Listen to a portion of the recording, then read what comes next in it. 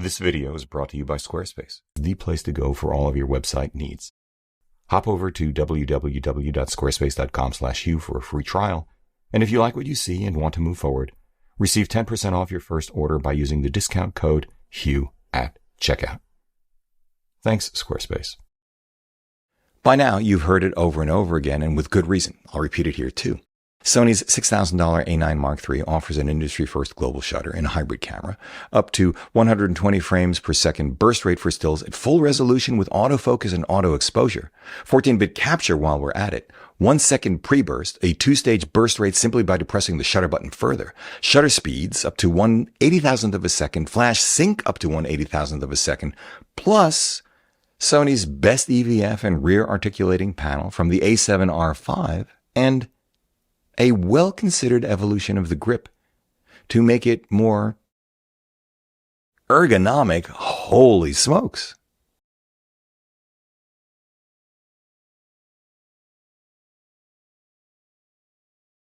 Some of these things allowing someone like me, a street photographer, to suddenly be capable of imagery like this.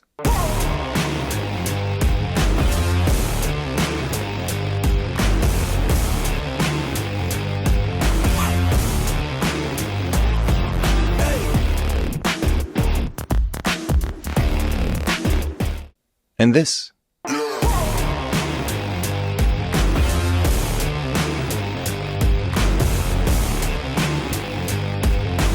And this.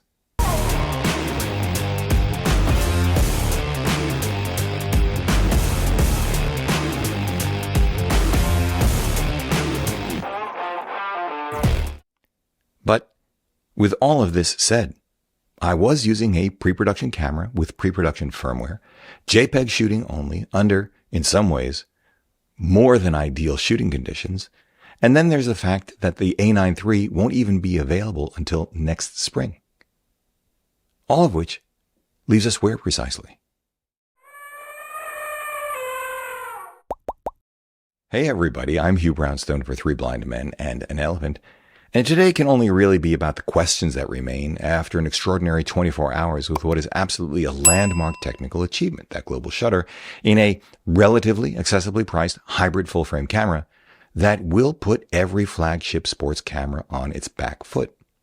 Which just might mean for the highest-end sports and wildlife pros that the A9 III will become required kit. Why? Well, here's why. Imagine you have 3 photographers at the next Olympics, 2 seasoned world-class pros, and 1 enthusiast amateur out in the stands. Of course, the amateur begins with 2 distinct advantages. 1, a suboptimal position from which to shoot, and 2, not nearly the skill of a world-class pro. Between the 2 pros, let's assert they are equally adept at anticipating where the action will be.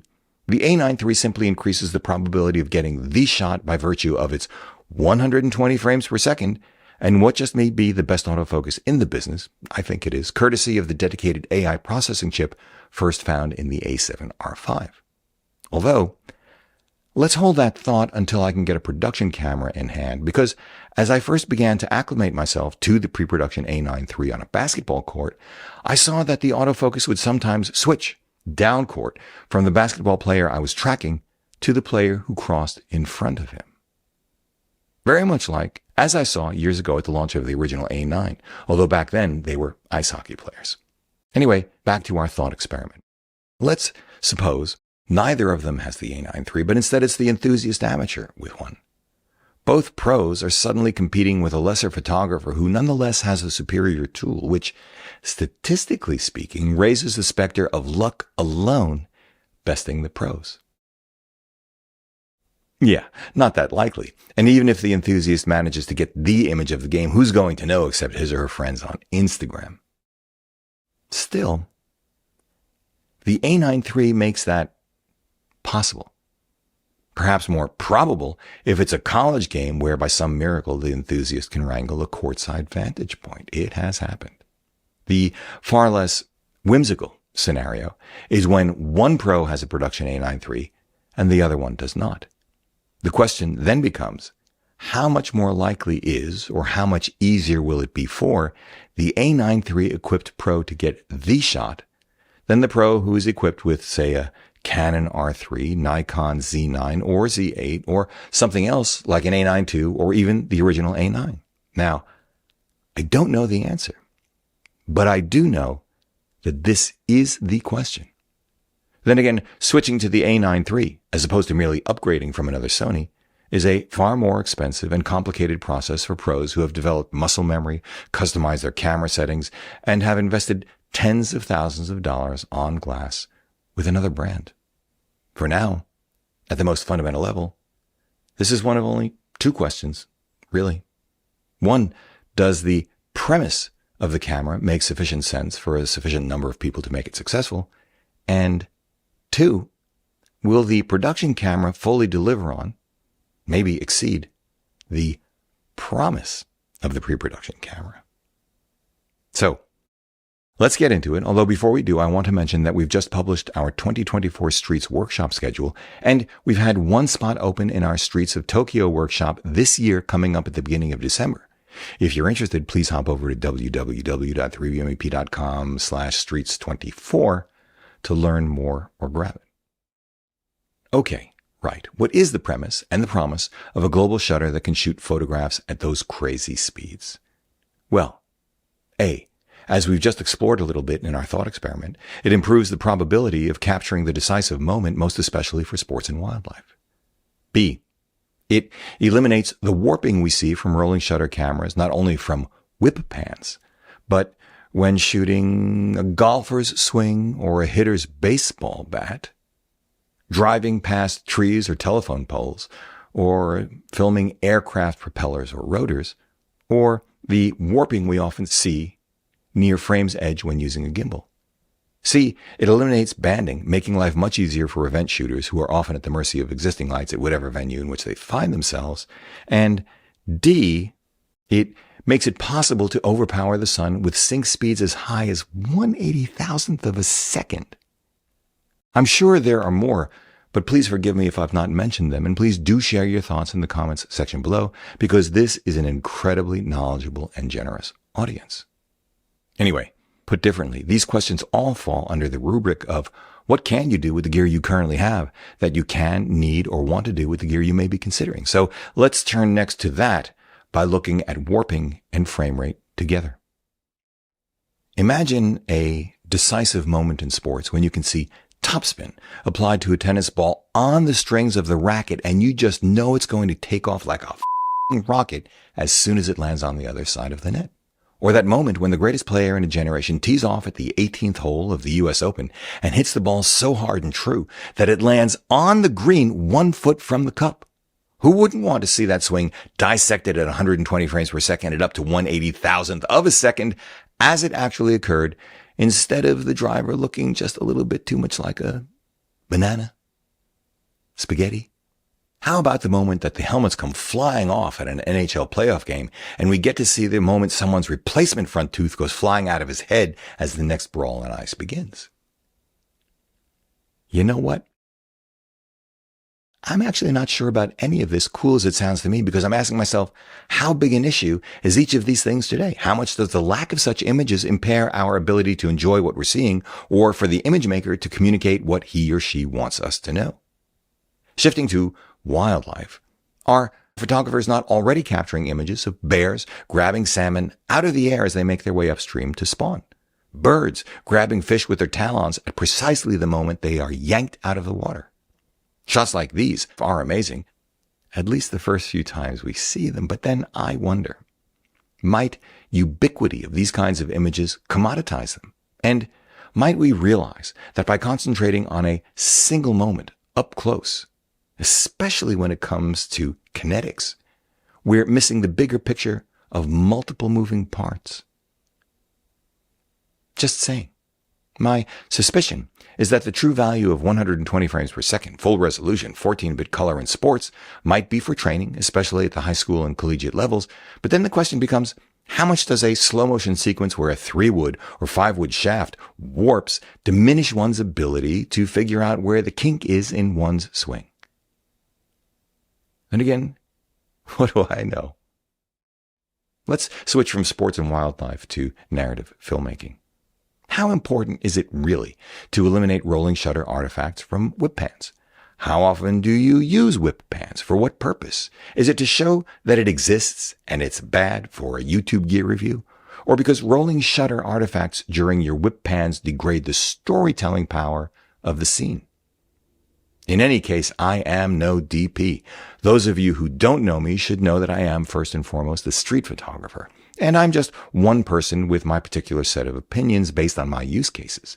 Reasonable people can disagree, and that's just fine. Again, I'd love to read your take on these things in the comments section below. But I am also a voracious consumer of TV and movies. And I know I am incredibly annoying when Claudia and I watch police procedurals, especially. I see multiple whip pans, most often actually during the intros. I inevitably point them out and then inevitably ask Claudia, if it doesn't bother the people making budget TV shows, why should it bother us? In fact, in all the years I've reviewed cameras, rolling shutter has never bothered me again. It's never been an issue for what we do.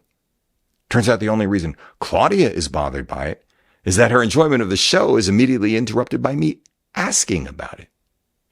Yeah, I have to work on that. How annoying is it to see warped turboprops in Wild Alaska style documentaries? I'm not sure about annoying, but distracting is a good word. It is an instance for me of a technical artifact intruding upon the story. Same thing, perhaps, with telephone poles appearing bent 15 to 30 degrees to the right as we ride along on a virtual cross-country tour of, say, America's Great Southwest. Yeah, I really don't like that. Turning to a more mundane, if closer to home example, what about warping at frame's edge when using a gimbal at an event?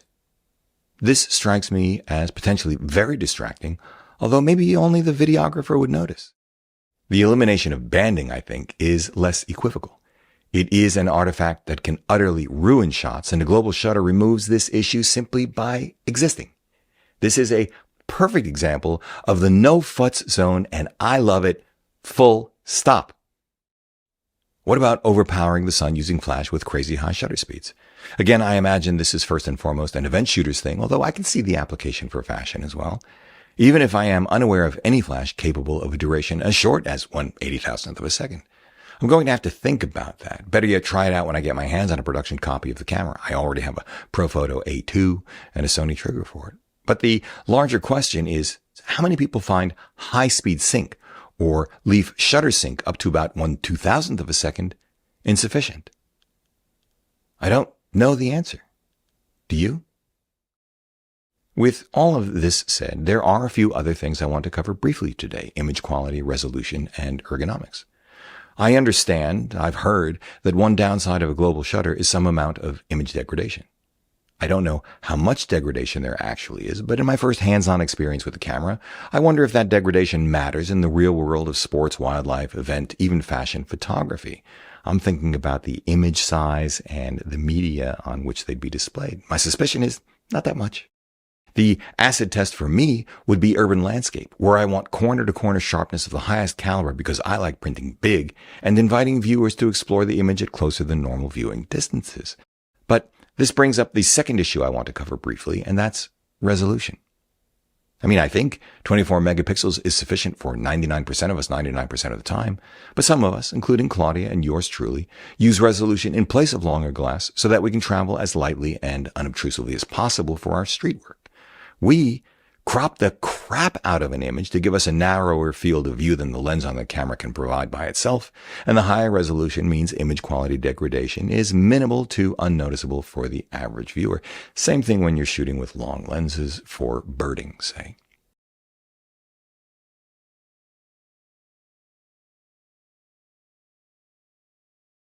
For the moment, Sony's implementation of a global shutter is limited to 24 megapixels, but for our personal work on the street, Claudia and I shoot with cameras ranging in resolution from 47 to 60 megapixels in full frame and all the way up to 102 megapixels in medium format, which in turn brings up the utility of the A9 III's 24 megapixels of resolution. and 120 frames per second burst rate for about 1 second before the buffer slows down for street photography and photojournalism.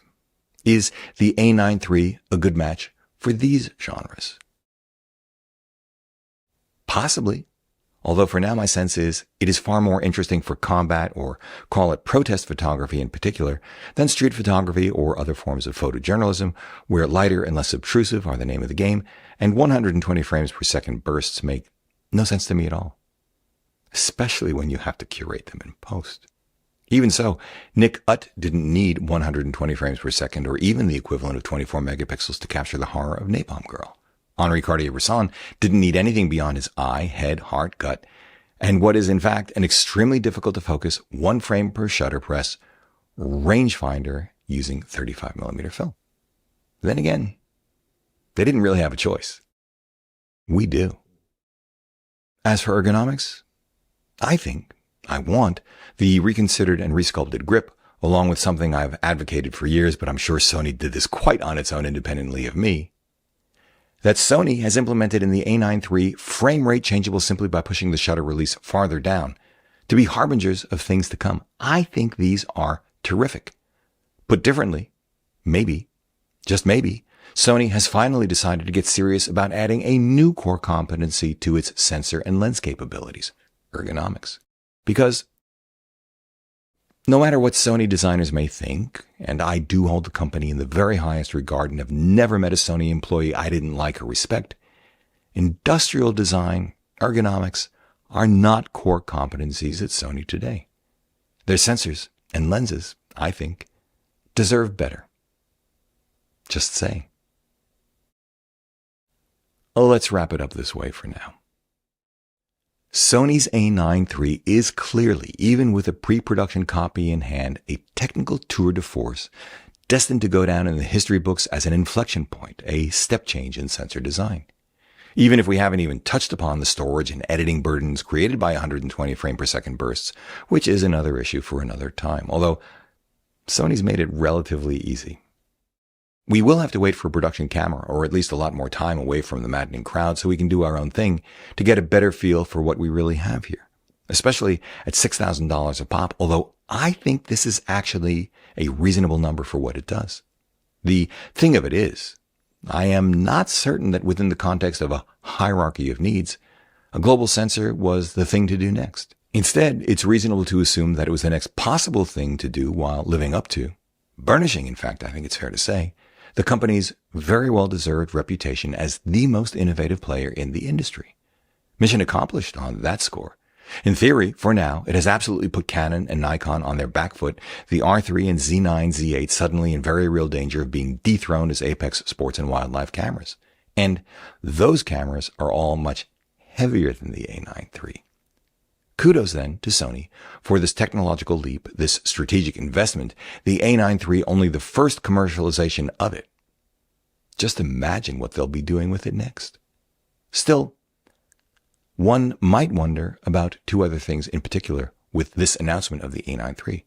First, how quiet the rumor mill was until so close to the actual announcement. And second, the time lag between announcement and availability. Somewhere between 1 and 2 quarters. I don't ever recall seeing this kind of timing from Sony. I don't recall ever seeing this kind of timing with such a commitment to showing real product this early in the development cycle from anyone. This video is brought to you by Squarespace. From custom domains to beautiful websites using their easily customizable templates that you can have up and running in minutes, e-commerce, email and email marketing, SEO, analytics, and scheduling, Squarespace does it all, and has done it for us for the last 6 years. If you are a small to mid-sized business in any industry, Squarespace is the place to go for all of your website needs. Hop over to www.squarespace.com/Hugh for a free trial, and if you like what you see and want to move forward, receive 10% off your first order by using the discount code Hugh at checkout. Thanks, Squarespace. If you like what you've seen here today, please give a thumbs up, subscribe to the channel, join the conversation in the comment section below because this is an exceptional audience. If you'd like help with a portfolio review, gear selection, finding or honing your artistic voice, sign up for a one-on-one mentoring video call via Zoom at 3bmep.com/booking. Finally, please consider supporting our work by using the no-cost-to-you affiliate links down below, sending us coffee money via PayPal, or most especially, joining us on Patreon, links down below as well. However you choose to support us, as always, we thank you for it.